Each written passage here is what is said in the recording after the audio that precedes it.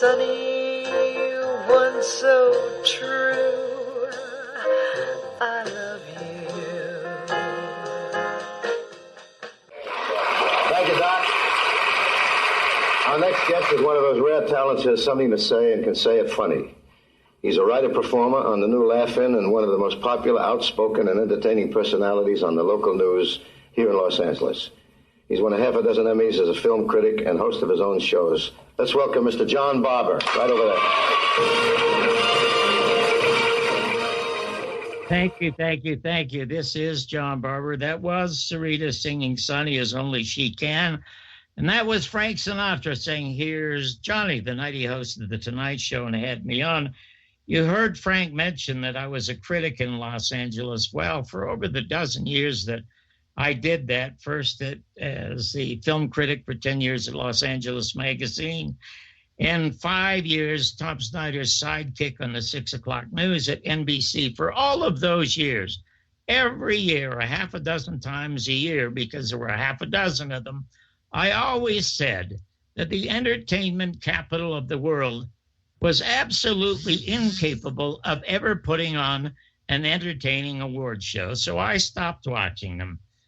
I did not watch the Emmy show last night. One of the reasons I didn't watch the Emmy show was that I am a huge fan of wit and intelligence. So that was another reason I didn't watch the show.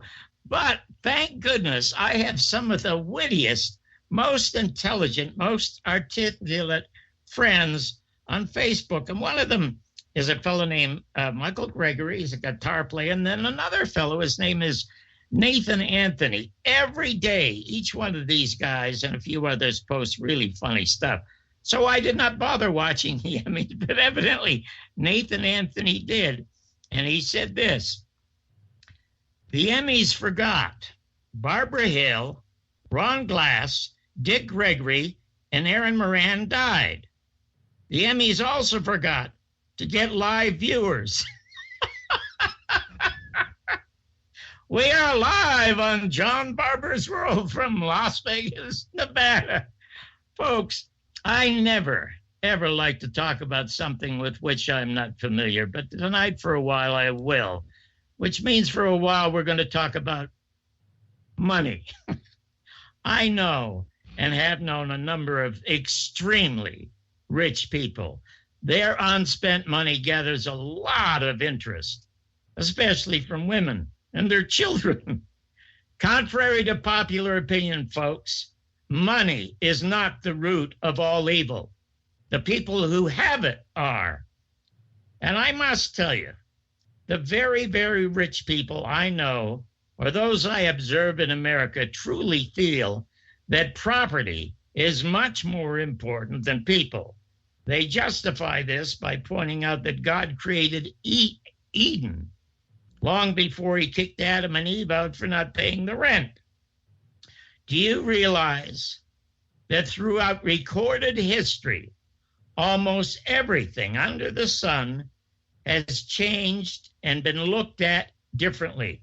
For over 5,000 years, thoughts about the flat earth, thoughts about the number of gods, thoughts about science, the universe, literature, music, and even religion.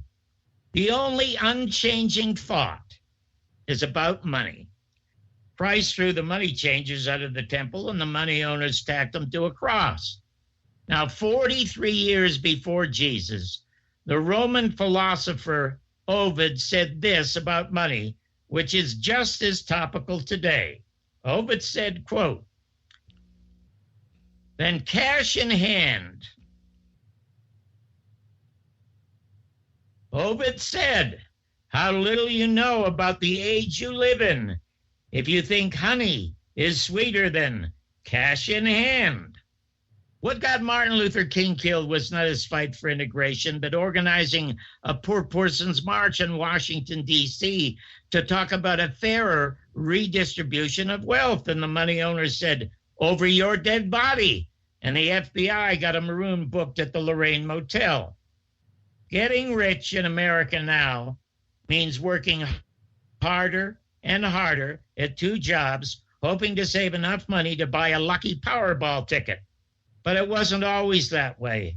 Right now, we are lucky to have no one better to explain how and why and who was and is responsible for putting us on this dead-end street to perpetual debt than the author of an immensely readable, enlightening, informative book called Survival of the Richest, the author, Donald Jeffries. Donald, welcome to the show, and congratulations on a really, really interesting book. Well, thanks so much, John. It's great to be here. As I mentioned to you just before we went on the air, it's always my first question to everyone, those that I like and admire and respect. I always wonder how they got to be the people I like, admire, respect. Tell us just briefly a little bit about where you were born, what your parents are like. Did you have siblings? What did you want to do as a kid? Did you ever think you were going to be a writer? And how on earth did you end up being this informed, articulate, radical that you are? Well, thanks. Oh, I've actually been a radical since I was a teenager, pretty much. I haven't calmed down. If anything, I'm probably more radical now. I'm 61 than I ever was. But I wanted to be a writer, yeah, from the time I was. The only other thing I would have wanted to be more would be a Major League Baseball player.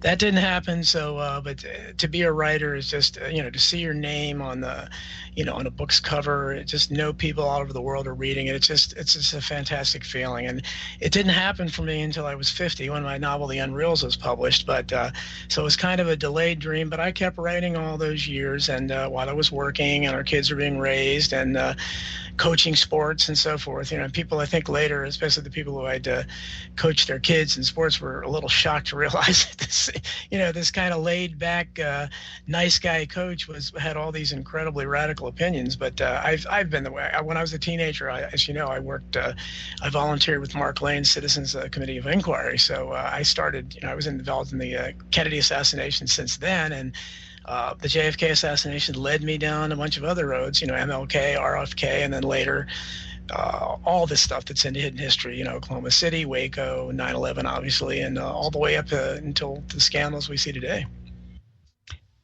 With all of those truths that you were involved in, especially beginning with the assassination of John Kennedy and working with Mark Lane, with all of those things that you were exposed to, why did you choose to write your first work as fiction? Well, I until really publishers like Skyhorse came out and Trine Day, there's a few of them out there now. The big publishers, I never envisioned that something like Hidden History could be published, to be honest with you. I thought maybe I could write a JFK assassination book, but after the early critics, as you know, Mark Lane had some obviously success with Rush to Judgment, and Sylvia Maher's book, I think, sold pretty well, and Josiah Thompson's The 6 Seconds in Dallas. So there were some, I guess, bestsellers besides Mark Lane's, but after that, by the time the 70s, when I was first involved in it, people like J. Gary Shaw, who I admire very much, he self-published the book Cover Up, which was a great book. And then David Lifton had a bestseller with Best Evidence. But other than that, it seemed like already that subject was being marginalized and out of the big publishers anyhow. So I thought, like a lot of writers who I admired and read over the years, I mean, going back to Orwell, you can say a lot of things in fiction that you can't say in nonfiction, because it's, especially if you, like I did with The Unreals, I made it into science fiction. So you can play around a lot there. I like that. I still consider myself primarily a novelist, but I haven't been able to get it. I have a couple other things. I have a novel called The Simulators, I think the best thing I've written. And in fact, Oliver Stone's son, Sean, has it and likes it, and sent it to the guy that directed Lawnmower Man. So if anybody's out there, I don't know how long these things take, so I hope, but I can't find a publisher for it. So, but the nonfiction came a little easier. I was surprised that Skyhorse went for Hidden History and then Survival of the Richest. So it's gratifying, and I find nonfiction actually easier to write than fiction. So I've got a couple novels on the back burner. I have, Hidden History 2 is out there waiting in the queue, and I have a book about bullying and the school hierarchy that Skyhorse kept for a year and ultimately decided not to publish, to my surprise and disappointment. So I'm looking for a publisher for that. So I have a lot of material, but again, I guess, it's more, if you do publish fiction, and there's something more, I guess, special about knowing that your imagination fueled something and inspired people. Not that nonfiction isn't. Nonfiction is great too, because you can inform people. But when I envisioned being a writer when I was a child, for instance, I think I thought of being a novelist, primarily. Do you know that's what Jim Garrison wanted to do more than anything? Jim Garrison wanted to be a writer. Oh, wow. He never wanted to be a lawyer. And you said something truly interesting. You said you can put your imagination to work if you're writing a work of fiction. Do you know that one of Garrison, I think it was Jim's second book, was a Star-Spangled Conspiracy, a work of fiction in which he describes how they set up Clay Shaw how they set up Lee Harvey Oswald to be the fall guy. I mean, it's a fantastic read and would make a fantastic film. But getting to this book here, Survival of the Richest, I mean, it is filled with so much interesting information. I mean, I wouldn't know where to begin. So I'm going to begin by saying that of the many chapters that you have, there is only one chapter with a person's name attached to it. We would obviously know who that is. Yeah. And in my introduction, I said America was not always this way. And you point that out perfectly in this chapter. And that chapter is called Huey Long. Tell us about Huey Long.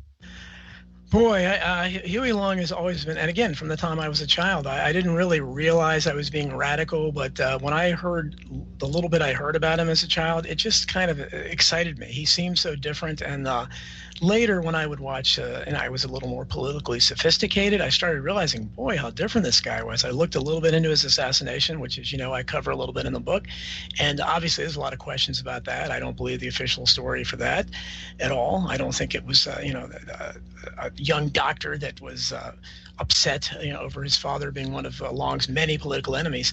But Huey Long, he doesn't get the credit he deserves. In fact, he was a real threat to the establishment. Back in the 30s, you had real leftists, and I'm not talking about FDR. FDR was would have been considered a Bill Clinton or Obama type that kind of was considered a liberal, but he wasn't a Huey Long. And Huey Long, that's why he turned against the New Deal very early on, because he recognized he had all the quotes that you see people saying about Trump today with Goldman Sachs, and he talked about all the bankers and Bernard Baruch and all the people that were around him. And in fact, all his critics on the left did. People don't realize that much of FDR's criticism came from the left and not the right. And Huey Long's pressure from the left, people don't realize that at that time, Huey Long was advocating a 30-hour, perhaps 20-hour work week. He wanted all workers to have 3 months off a year. Now, after he was killed, eventually, a very important piece of legislation, in my mind, the greatest achievement of the New Deal, and I don't think there was much good about the New Deal, but a very important piece came out, and that was the National Labor Relations Act of 1938. That gave us the 40-hour work week. It gave us the concept of overtime. For the first time in history, at least in modern history, working class Americans were able to take vacations and call in sick if they were, and so forth. They had pensions. All of that really resulted from the National Labor Relations Act of 1938, and it came because Huey Long and critics like him wanted even more. And now we see efforts to try to demolish what's left of that. A while back they talked about eliminating the concept of overtime. We see even, going even farther back, efforts to bring back child labor and debtors' prisons and awful things that are going on. Huey Long would be mortified if he saw what was happening, but people don't realize how important he was. And when he died, and I cover all that, the reaction to his death in the book from the New York Times, awful. But before that, you laid the groundwork really well about why the establishment would want to get rid of Huey Long. Tell us how old he was when he became the governor, and then he took on Standard Oil. Nobody would take on oil in America. Yeah, well, Huey was a boy wonder from an incredibly young age, and he was famously said when he was a very young lawyer, I promise never to take a case against a poor man, and he never did. And he always set his enemies the highest levels. He went against Standard Oil, which ran that state. And he was a very young governor. He was a very young senator. He was only, I think he was 40 when he was, maybe 42 when he was assassinated. So very, if that. So he was 35 when he was elected. Tell us also not only what he said about the poor, about the sick, about education, and about blacks. Yeah, well, unlike almost all Southern politicians of his day, he never played racial politics. Well, I love him so much. I hate identity politics. Huey Long is beloved to this day by blacks and whites alike, poor people, because he was for the poor. He wasn't for the blacks or for the Hispanics or whatever. He didn't play racial politics or identity politics. He talked about the important thing, class. It doesn't matter what color you are. If you're getting a raw deal in life, then Huey Long was going to fight for you. He fought for the little guy, not just some different types of little guys. And he was, as you mentioned, about the sick and so forth. Before Huey Long came along, prisoners didn't receive regular medical care. There was no such thing as mental health care for prisoners. Huey Long invented the concept of adult education. He invented free textbooks for school children. He paved the entire state. And as I quote the statistics from the great website that is run by Huey Long's great-granddaughter, who I've been lucky enough to talk to several times on the phone, and she likes the book and everything, and I put something about her in the acknowledgments of the book, and it's very gratifying to meet a direct descendant of my political hero. But she has the actual concrete evidence in there, the finite amount that Huey Long saved every household in utility bills. He stopped foreclosures. Almost no one paid property taxes under Huey Long except the very, very wealthy. So when we talk about like a Lyndon Johnson's Great Society program, I don't know how many households after that was passed within a year could say, wow, we're really benefiting from this. Whereas in Louisiana, poor people especially, they could sit there and they could look at their utility bills. They could look at their property tax bills, which were apparently nothing, if you believe, and say, wow, this man really did something that dramatically impacted our lives. And that's why Donald, when he decided to run for president, what was his economic platform called?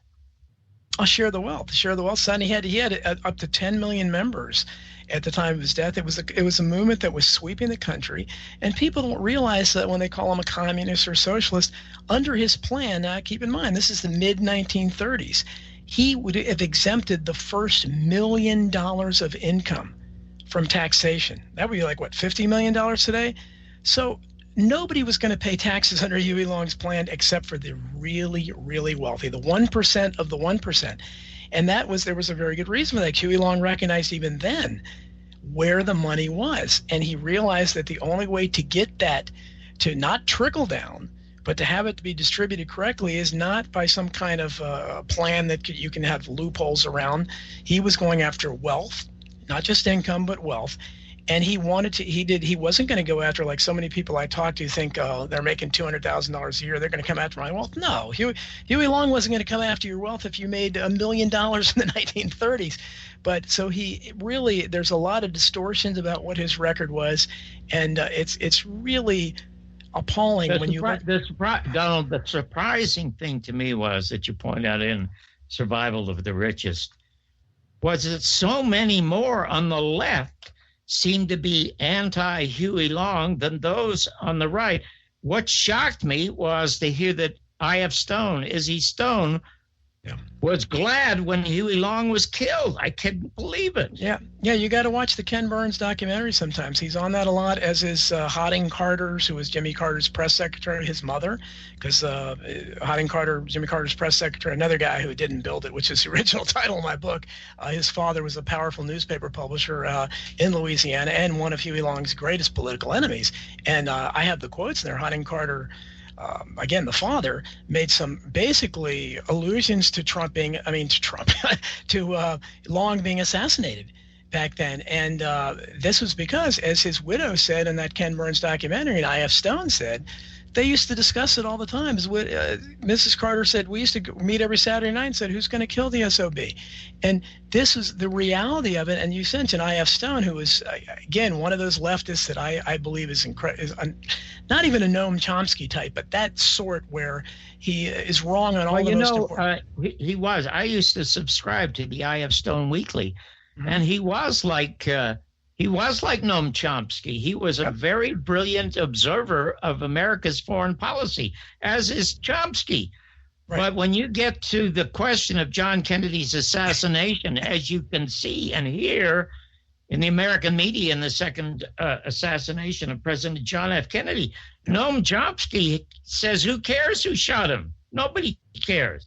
I mean, it is totally shocking how you can avoid that. And he's supposed to be this foreign policy expert, and that was the greatest foreign policy disaster. Now, how long after Long announced his run for the presidency was he shot? Well, he didn't officially. I don't believe he had an official announcement, but he was killed in 1935, and he was planning to run in 1936. And you can still look in the congressional record, and his speeches are still there talking about how he was going to be assassinated. He didn't, directly blame Roosevelt or finger Roosevelt, but the obvious inference there was that the powers that be, and Roosevelt was terrified of him, because at the very least, he would have made it impossible for Roosevelt to be reelected, because he would have taken support. Then the other person that we have to talk about who seemed to make an enormous impact in America was Eugene Debs. Tell us about Eugene Debs. Oh, Eugene Debs is another guy. This is a kind of a socialist who really walked the walk, and that's what I like about Huey Long. I like people that walk the walk and not just talk the talk. Eugene Debs was anti-war, period. He didn't care who we were fighting. He recognized what wars were. And I don't remember it off the top of my head, but I have a great quote from him where he really distilled socialism into like a profound quote where he said, I'm objecting to a system that allows one man to accumulate more wealth and, thousands of people accumulate during an entire working life, something like that. The people that can read the exact epigram at the beginning of one of the chapters in the book. He, as you know, when he opposed, many people did, were thrown in jail for opposing World War II. And he served, I believe, a couple of years, and he wasn't released until, I believe, Harding released him. Woodrow Wilson certainly didn't. And Debs, he's not a hero in my mind as much as Huey Long, just because I studied Long a lot more. But Debs would be one of those leftists I'd talk about that was the real deal. He was anti-war. He didn't care. He was not going to be, okay, I hate communists. I mean, I'm okay with not fighting communists, but we have to fight the Nazis, that kind of thing.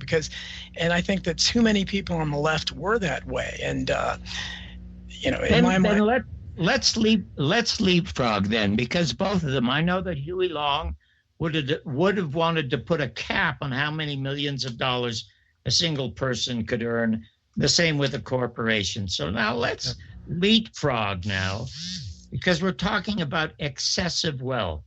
Tell us some of the ways that some of the rich and the CEOs of some of the companies and the names of the companies and the people you mentioned in Survival of the Richest. Tell us a few examples of how some of these people fritter away their millions. Well, what's incredible is that I have a whole chapter on part-time jobs, for instance, how people like Al Gore they get pocket change from sitting on the board. They reward each other by sitting on each other's boards of directors.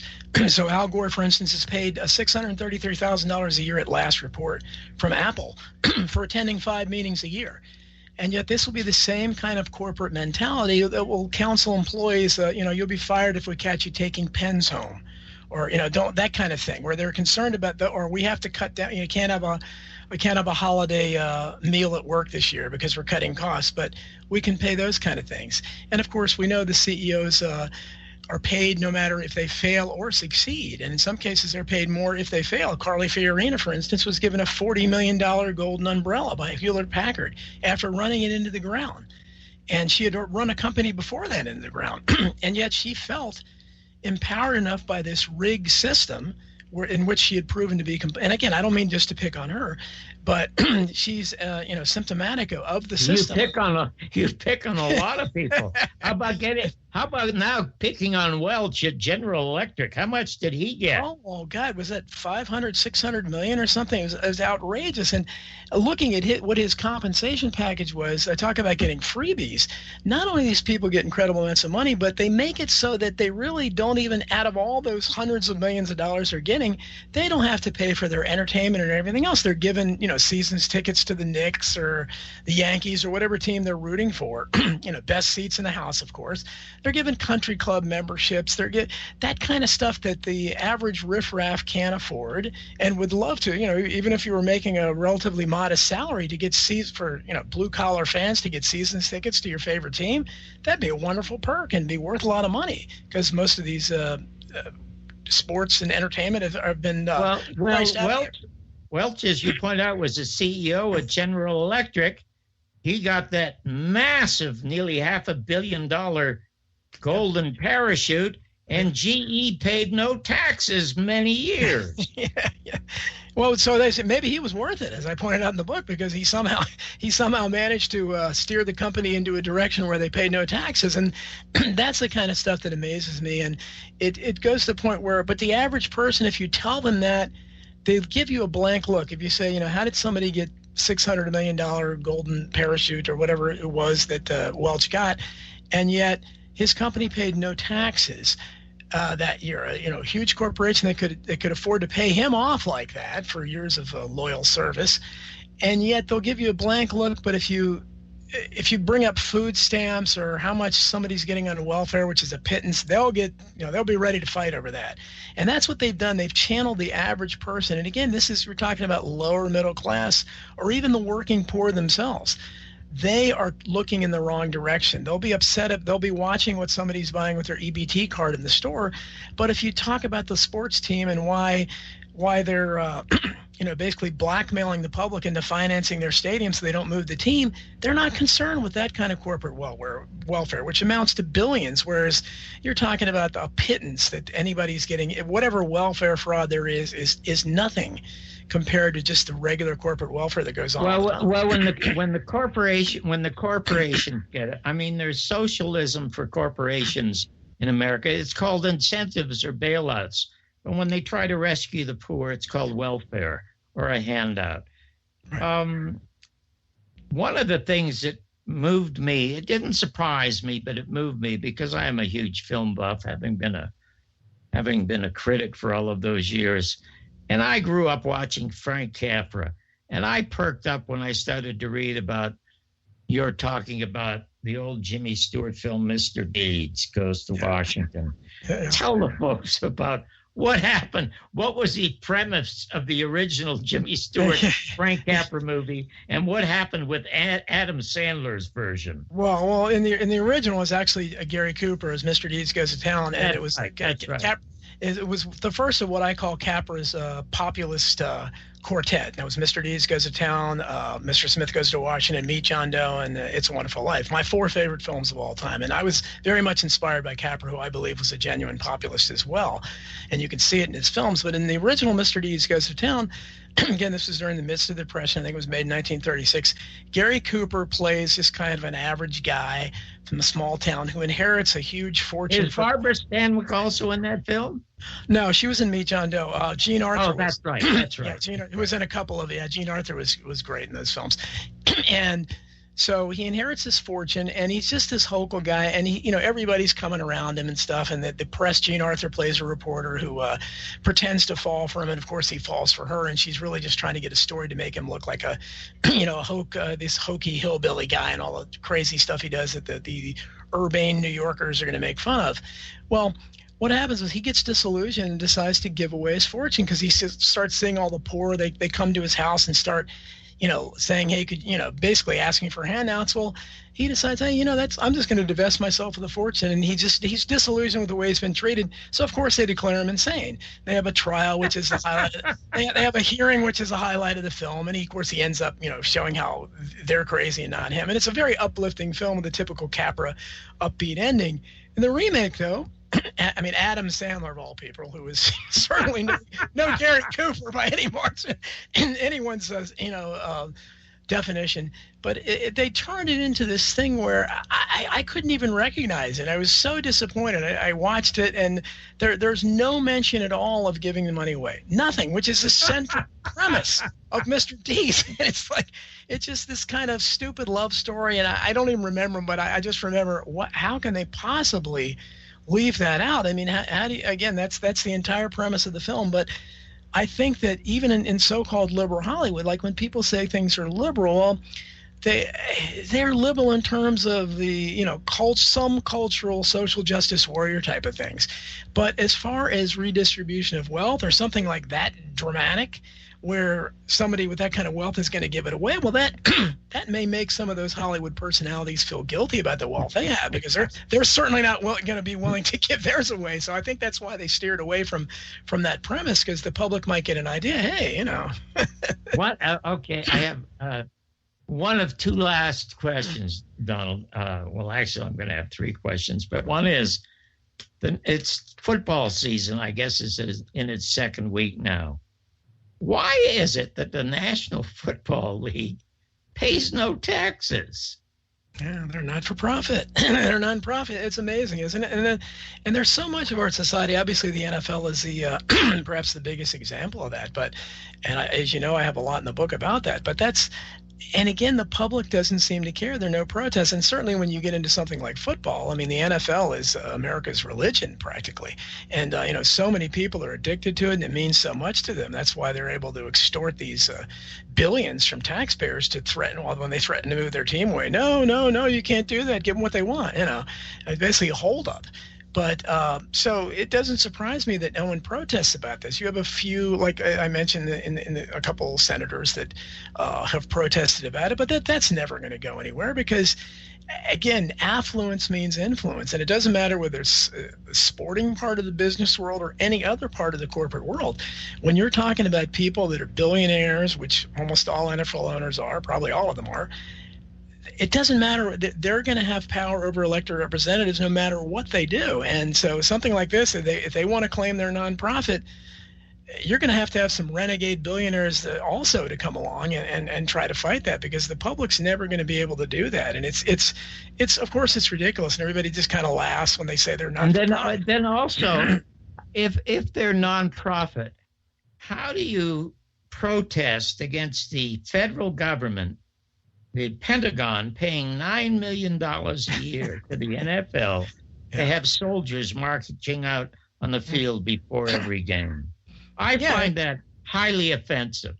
Oh, it's just pure propaganda. And I before I even knew that they were, it wasn't until a couple of years ago, I think the story broke that officially that we knew that they were actually being paid taxpayer money. But I always thought it was ridiculous, these overt displays of military, which I've been following sports all my life. I don't know if you have or not, but I mean, back in I started watching in the 60s, certainly the 60s and 70s. I never remember this type of military presence before these games, but it's such a big production now, especially since 9/11, and it's just part of the overriding flag waving military thing that we see, which is odd, because they combine that kind of thing with the social justice warrior thing. So you almost end up with all the players wearing the pink stuff for breast cancer awareness next to all the military, and that's the kind of a composition we have out there now, and the public's kind of caught in between.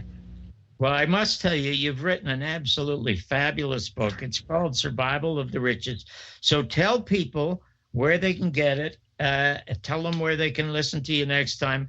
And I would love you to come back in about 4 or 5 weeks. I only do the show every other Monday, but I'd love you to come back again, because you are so immensely interested and so enthusiastic and articulate about the things that you are interested in. So where can they get it? Well, they can get it everywhere. I mean, it's obviously on Amazon. I believe it's in all the Barnes and Noble stores across the country, and probably whatever few other bookstores are left. There's not too many of them out there, but I know it's in all the Barnes and Noble stores. You can buy it from the publisher Skyhorse. I write on my blog regularly about other things if people want to read that. It's called Keeping It Unreal, after my novel The Unreals, and it's donaldjeffries.wordpress.com.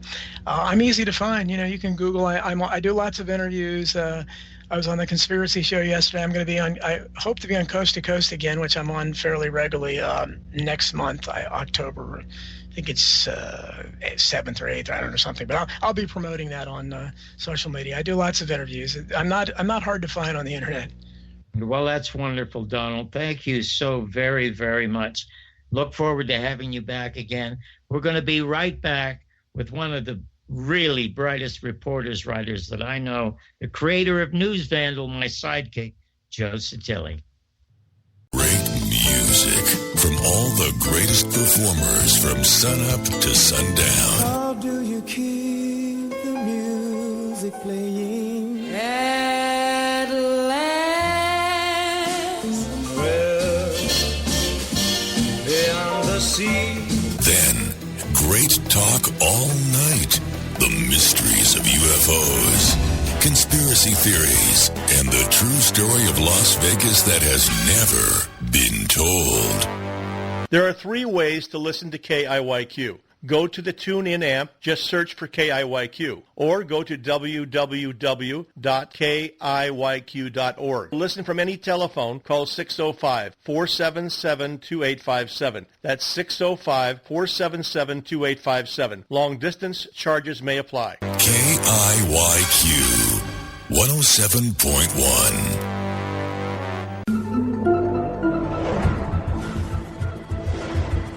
Hi, this is John Barbour of John Barbour's World every other Monday at 5 p.m. Pacific right here on BBS Radio.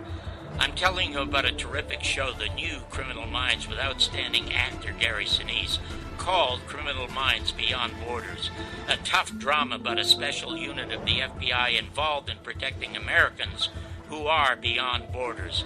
It follows the regular Criminal Minds, airing every Wednesday at 10 p.m. Eastern, 9 Central. Don't miss it. Gary Sinise is outstanding.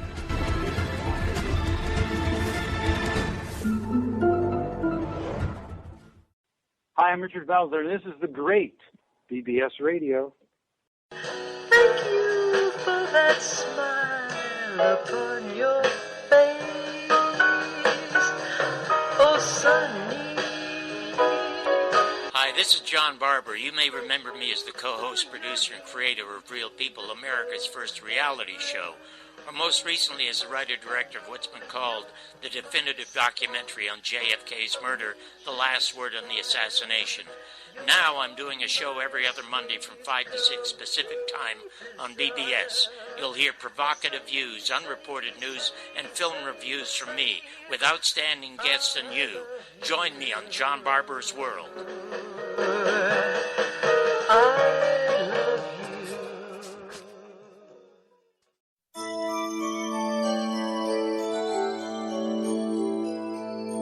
You're listening to BBS Radio. If it's not mainstream, it's on bbsradio.com.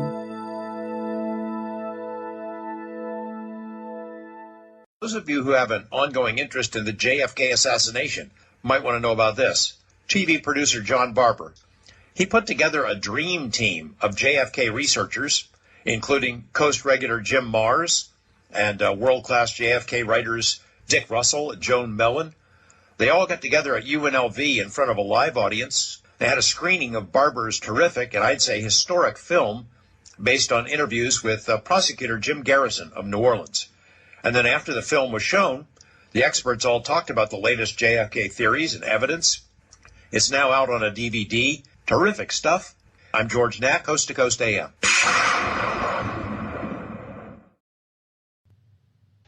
Welcome back to John Barbour Live in Las Vegas. That was Donald Jeffrey. The book was Survival of the Richest. It's really a fabulously interesting read.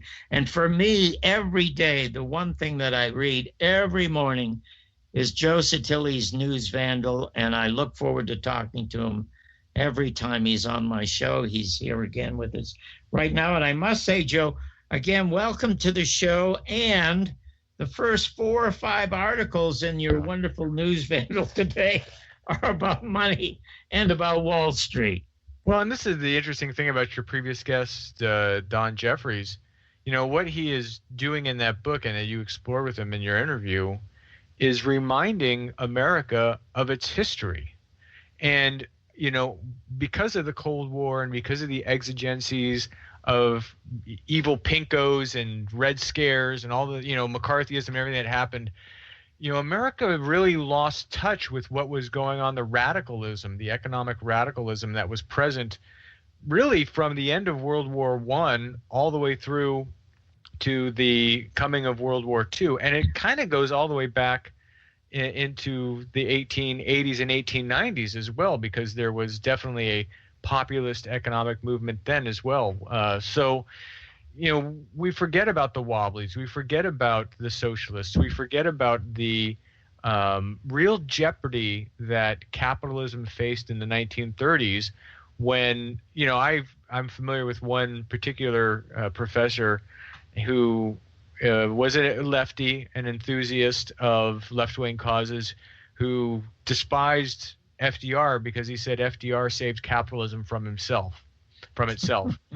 And that's really kind of what FDR did. Ironically, he was considered a traitor to his class, which is one of the reasons why the Republicans, particularly the establishment Republicans, have spent the better part of 70 years trying to undo everything that the New Deal did. But really, the New Deal in reality, Joe, didn't save capitalism. The Depression was saved by the Second World War. Well, but if it was not for the social safety net and all, you're right. And you know what? There are probably 1 million people over 55 or 60 years of age who are cursing socialists all the way to the bank when they cash their social security checks, and they would not have it had it not been for the socialist platform of Norman Thomas, who was running for president of the United States. And of course, FDR had to steal a lot of those safety nets brought up by the socialists. Right. And those were the, some people might think marginal, but those were the important clauses that were invested into the economic system that ameliorated the zero-sum game that American capitalism was prior to the crash and the Depression. And so if it was going to be revived, if it was going to persist after World War II, you have to do something to ameliorate the damage that is done in the process of pursuing nothing other than the profit motive. And that actually lasted for a long, long time. As you know, John, you watched it throughout your whole life. And it really wasn't until Carter and stagflation and then the coming of Reagan when it was all bottoming out, and people thought it bottomed out. Why? Because government's too involved in the economy. Maybe it's bottoming out because the United States misallocated billions of dollars and millions of lives in the Vietnam War and never recovered economically from it. You have, in your first 5 stories, Wall Street mentioned in 3 of them. Let me mention 3 of these. You have Wall Street flacks have an increasingly murky presence in the U.S. media. Then you have Obama goes from the White House to Wall Street in less than a year. And then you have this fellow talking about Stephen Mnuchin. Is a window into the most corrupt White House in history, and then also Gary Cohn. But also Gary Cohn is giving Goldman Sachs everything it ever wanted from the Trump administration. That's another one. And John, you and I have spent most of our lives concerned with the military-industrial complex, and you mentioned that World War II saved American capitalism. And that's a pretty safe thing to say because there's a lot of empirical evidence to that. And the military-industrial complex really kind of was the premier sort of financial engine in American life, I think, up until the Reagan administration. And in the Reagan administration, because of the massive wave of deregulation, what did we get? We got a crash in 1987. That crash was built on what? Junk bonds and corporate takeovers. Remember, they were called corporate raiders, right? They would go in and they would find a company that was slightly distressed. They would buy it, and then they would immediately fire the workforce. As soon as they fired the workforce, the stock market went, hey, they're cutting costs. It's going to increase profitability. The cost of the price of the stock would go up. Then they could basically sell off all the assets, sell off at the high point on the stock, and make out like bandits. That's the beginning of financialization. And I think now, these stories are really part and parcel of this. Goldman Sachs was a big boogeyman during Trump's campaign. He was always going off on Goldman Sachs. He attacked Ted Cruz's wife for working at Goldman Sachs. He attacked Hillary Clinton for giving speeches to Goldman Sachs, which is what that one story about Obama going from the White House to Wall Street in less than a year is all about. He's now giving, speeches for Wall Street bankers. But now he's got Gary Cohn in charge of his economic policy. He's got Steven Mnuchin as his partner there as Secretary of the Treasury. And actually, Steve Bannon started out as a Wall Street banker for Goldman Sachs. So, these Goldman Sachs has really sort of morphed into an extra governmental agency, much in the way we used to consider the military-industrial complex to be sort of an extra governmental agency that guided American policy. Why? Because, John, what do? What does America do? America makes war, so that's still there, but we go into debt, and then we take that debt and we turn it into exotic financial instruments, which is another way of saying we turn debt into a commodity that we sell on the open market. That's what financialization is. So it's like you're not even making anything. We're just, you have debt. Let's take all that debt and let's create this special fund of debt. And then we're going to sell people on this fund of debt and sell it like it's a widget when actually all it is a liability. And there was a point at which in the 90s in particular, under Clinton, which was the second wave of deregulations, when debt basically became an asset. And there were credit card companies, they would, like Capital One or whatever, they would issue their quarterly statements. They would say, our profit and revenue is through the roof. But then you look at it, you say, wait a minute, no, your debt is through the roof. That you just have a lot of people who are definitely in debt to you, and you're counting that as an asset. But basically, you're relying upon Joe Sixpack, who just went out and bought a big screen TV so he can watch the football game, and bought a pony keg on the way, and invited all his friends over to show off his big TV. But in the long run, he's not going to be able to afford it, and he may wash out on that debt. But of course, because they have all these guys in and out of the White House and in and out of Treasury Department and the SEC, because the revolving door between Wall Street and Washington, D.C. spins faster than even the one between the Pentagon and the defense industry, they know that if those debts get to a point at which they cannot be paid off, guess what? Uncle Sam will bail them out. Exactly. I have a kind of a two-part question here, and one is based on the fact you've been talking about Wall Street, but again, one of your articles is that the technology is transitioning America into a cashless society. But last week on Rents, I heard a fairly interesting economist talking about the fact that she felt, it was a woman, that she felt that Trump would eventually be moved to put America back on the gold standard. Do you think that's entirely possible? I would be amazed if that were to happen. It would be such a shock to the system. And now there's a competing theory. It's called MMT, Modern Monetary Theory, which basically states that the idea that running a deficit as a government is totally irrelevant. That deficit spending is meaningless because money is basically just numbers. And the government at any time could zero out any debt that it has at any point, and it's really irrelevant because you're no longer on the gold standard. I don't think that you can ever get back on the gold standard at this point unless there's a societal collapse, because the transactions that take place at such high speed and take place between entities that benefit from freedom from the gold standard.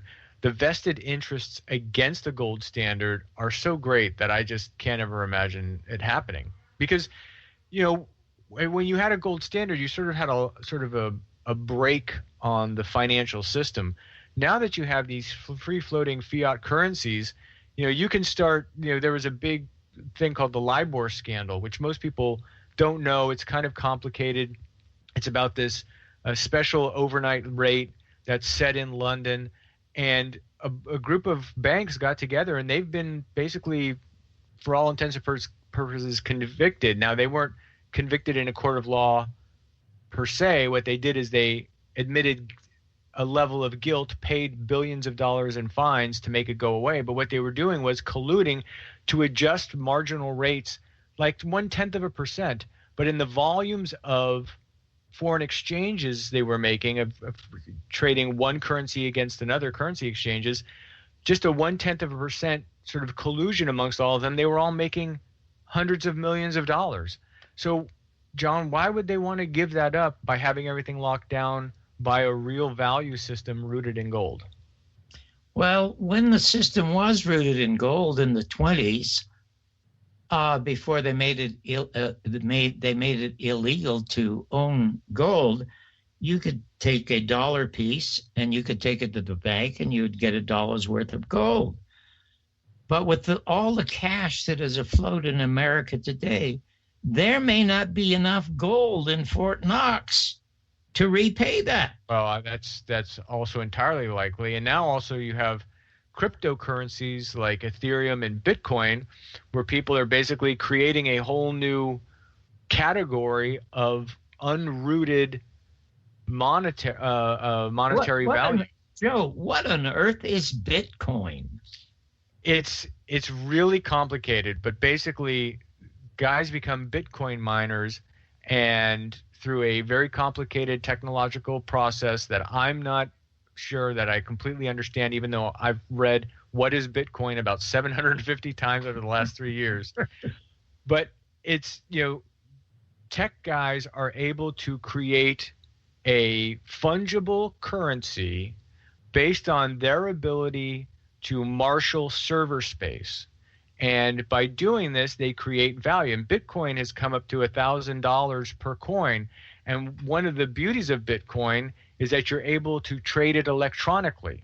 So this is another thing that I think moves against the idea of a gold standard. I actually think what you're going to see more and more of is people getting involved in bartering relationships as they become micro-entrepreneurial, because this is really the new environment where we're not going to have, you're going to get a job at IBM when you're 22, you're going to put on the white shirt and the black tie, the short sleeve shirt, and you'll be there for 40 years. Since that's not happening, and since we're moving into a gig economy, I think you're going to see more and more people getting involved in micro-entrepreneurial relationships with one another, because we're actually moving out of the economy that we experienced, you and I experienced for most of our lives. And I don't think anybody has really figured out how the next economy is going to work yet. It's kind of a wide open thing. And certainly electronic transactions are going to be a part of that. Look, it's only a matter of time, John, before people start getting a chip embedded into their, right by their thumb so that they could scan it. I mean, I've already seen pilot programs on that. And people are biohacking, and they're putting chips in their bodies as kind of a cultural affectation. Oh my God, how horrifying. How Orwellian is that? It is Orwell. In this article that you have, though, the technology is transitioning America into a cashless society. Do you think we really will become a cashless society? No. Because if we are a cashless society, that means almost every human on the planet or in this society will be controlled somehow by the government. It's unavoidable. Right now there are people who buy silver and they buy jewelry and they buy gold coins, and they can keep it somewhere in a vault or a safety deposit box, and they can run off to Thailand or Australia or someplace like that because they have this excess cash. But if we're a cashless society, you won't be able to move without permission of your government. Well, or there will be two classes of people: the people who are wedded to the piece of plastic that is continually refilled electronically, and the people who actually have the hard assets that allow them to leverage their position and do things that the other people cannot. Oh, my goodness gracious. But, I must tell you, it's really sad that we are such a consumer society.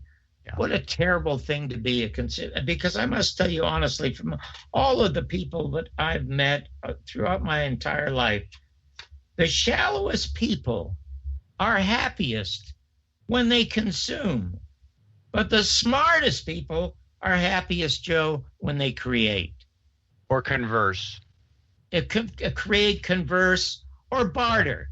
Yeah. And I think what you're saying about barter, I bet there is a monstrous bartering system going on in the United States of which we are totally unaware and kept unaware of. I bet there are thousands, hundreds of thousands of people doing barter now happily and creatively and constructively that we don't even hear about.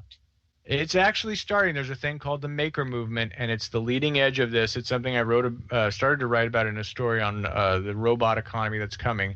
And I think that you hit on it, John.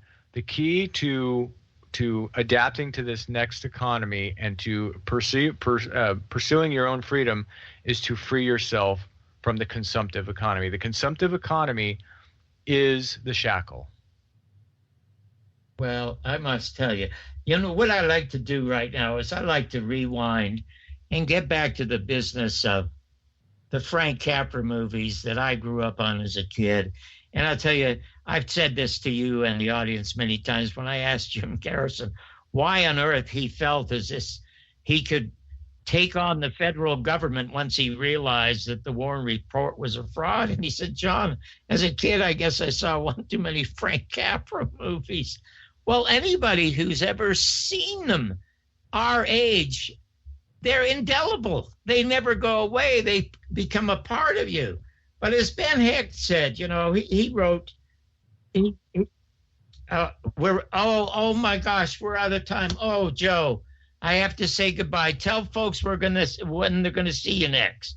Hear you next. 2 weeks here, and John, make sure they all get to Amazon to get the second assassination of John F. Kennedy. Oh, thank you so much, Joe. Very, very much. It's only $1.99. It's going absolutely gangbusters on Amazon, and it's called The American Media and the Second Assassination of President John F. Kennedy.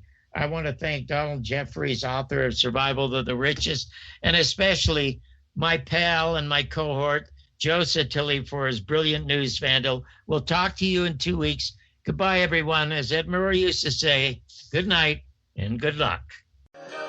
You're my spark of nature's fire.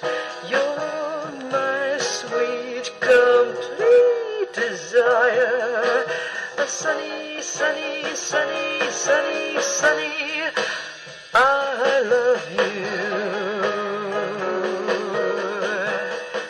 I love you.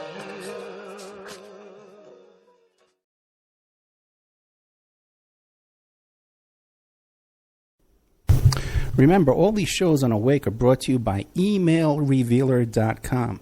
You can go to emailrevealer.com and get a copy of my book, How to Become a Successful Private Investigator. But you also do all the kind of different services for you. An online dating service investigation. It's called an online infidelity investigation. And that's where you give us your husband or your boyfriend, your girlfriend's email address, and we trace it back to their online dating websites, and we return a list of all the dating sites that email is registered to. We can expand on that investigation and trace it back to porn sites, escort service sites, swinger sites, even gambling websites, and even prescription drug websites. If you think your ex-husband or something is addicted to prescription medication or involved in a extreme online pornography addiction, we can produce a report for you that you can use in court. Adoption investigations. If you want to locate your birth parents or your birth child you gave away for adoption, we can do adoption investigations for you. Asset searches for you. Locate bank accounts, hidden assets, hidden properties, hidden income, all different kinds of services in the asset search investigation. Email tracing. If you need to locate or identify somebody from just an email address, we can do an email trace investigation for you, and all kinds of digital forensics, computer and cell phone digital forensics, where we can recover deleted content from an email or a hard drive and produce a report for you that you can use in court. That's emailrevealer.com, or you can contact me at oppermaninvestigations@gmail.com.